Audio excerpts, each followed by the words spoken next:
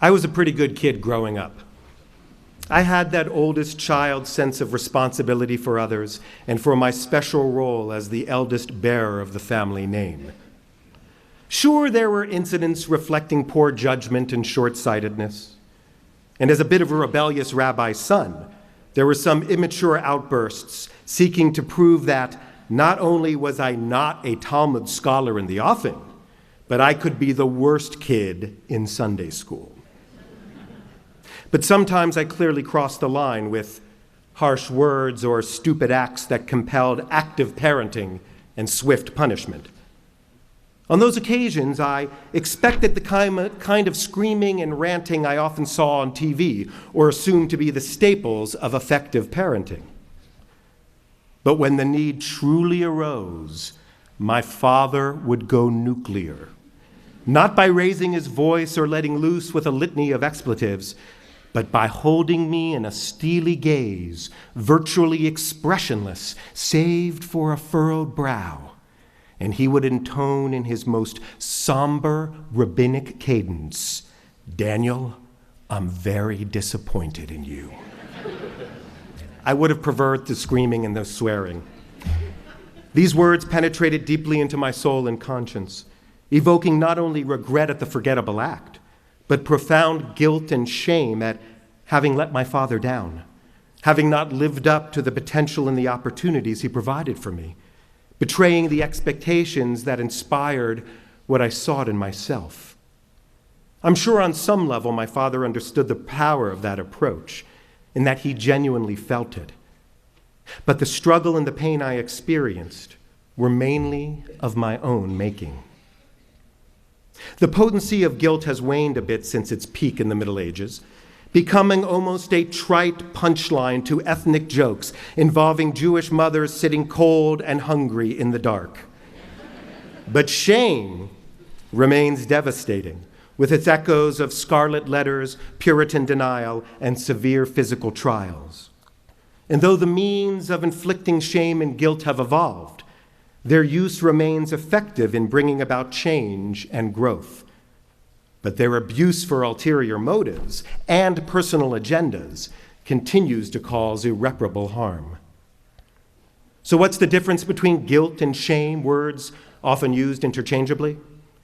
Opinions vary, but most agree that guilt arises from an awareness of harm we've done to others, while shame reflects how we feel about ourselves, often in relation to the same act. For example, I'm a Wall Street master of the universe who pilfered your 401k in the recent downturn. I would feel guilt that I destroyed your retirement and left you to eat cat food in your 80s. But I would feel shame that I'm the kind of person who destroyed your retirement and left you perusing the pet aisles. If only guilt and shame so easily plumb the hearts of those most in need of it. Experts vary on how useful both emotions are in altering behavior. While guilt tends to push us into righting wrongs, shame can cause us to turn inward, to hide, to deny, and to blame others. A shame spiral, as it is often called, can lead to depression, addiction, and even bullying in an attempt to lash out at something or someone other than us. In the past, shaming was the go-to public punishment, often used disproportionately to torture and humiliate as a kind of deterrence, reflecting the consequences of challenging the status quo or the power of authority. And while pillorying in the town square stocks has been thankfully relegated to our past, there are contemporary modes of shaming that have marked the soul even more dramatically than the body. Journalist John Ronson's recent book, So You've Been Publicly Shamed, details the rash of recent sufferings in the cyber stocks. He recounts the travails of inventive or plagiarizing authors whose errors in judgment or professional sloppiness were widely disseminated and permanently affixed to their reputations online, which today means indefinitely. Others, seeking a voice in our cultural cacophonous conversation, tweet aphorisms that seem clever in the moment, only to be misinterpreted or taken out of context as irredeemable racism, sexism, or misogyny. What followed both careless scribes and thoughtless tweeters was nothing less than a cyber lynching, a kind of online excoriation far exceeding the wrong, whether intentional or not.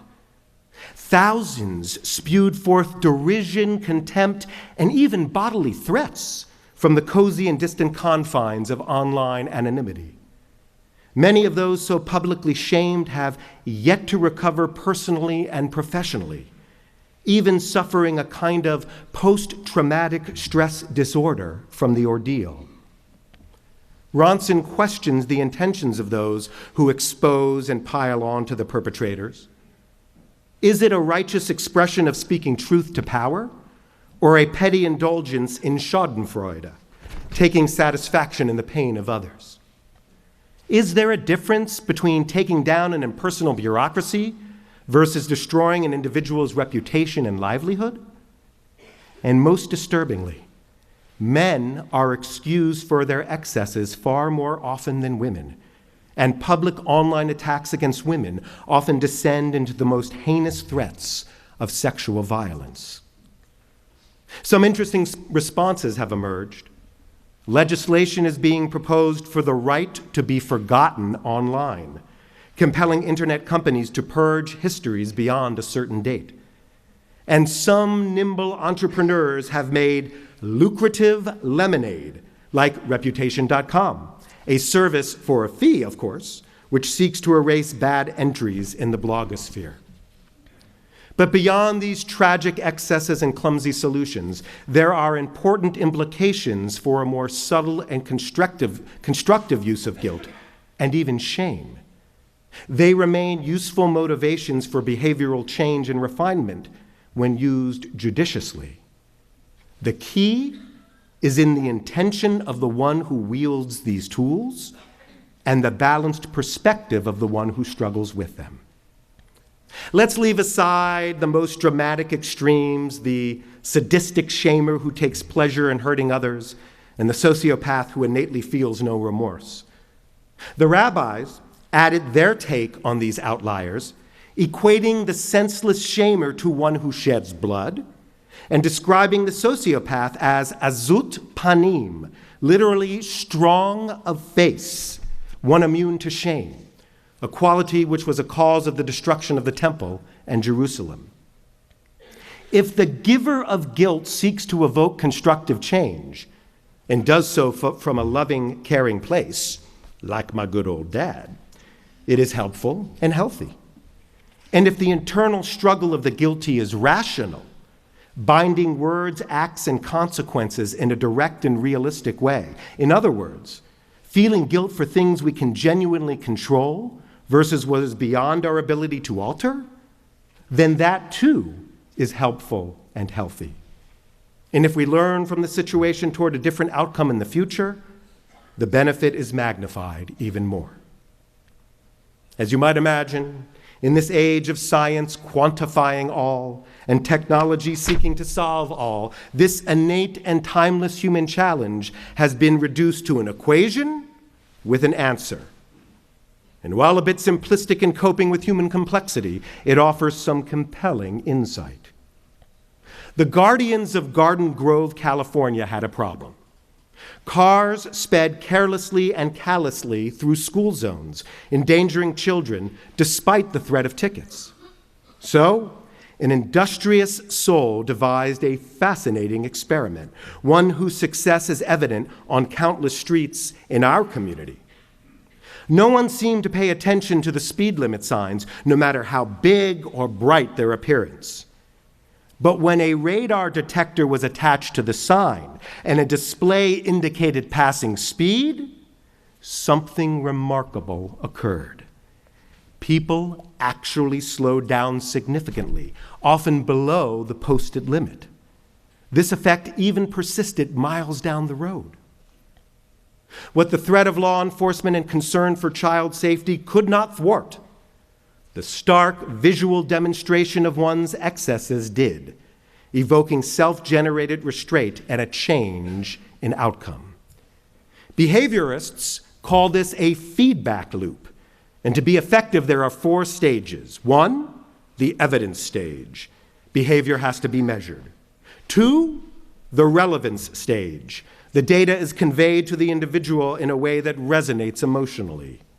3, the consequence stage. The meaningful information offers multiple paths from which to choose. And the final 4th stage, action. That moment of truth when one makes a choice and moves in a different direction. The action is then fed back and the loop begins again. As Sefer Kohelet, the book of Ecclesiastes, teaches us, there is nothing new under the sun. Millennia before science and technology calculated and sought to alter behavior, Judaism intuited how we feel, think, and act, and elevated this course from the merely human to an affirmation of our relationship with God. The key process underlying our High Holy Day observance is tshuva, a returning to our better selves, to our best efforts with others, and to our truest encounter with God. And while the rabbis weren't behaviorists, their work as talented teachers reflected an incisive understanding of how we learn. Tshuva also requires a step-by-step process, incorporating external cues and internal change.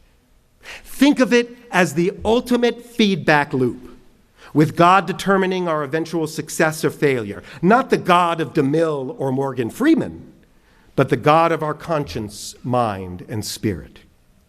The first step in tshuva is an awareness of wrongdoing and a willingness to express it. I hesitate to use the word confession because of its association with Bing Crosby movies and Dan Brown novels, but you know what I mean.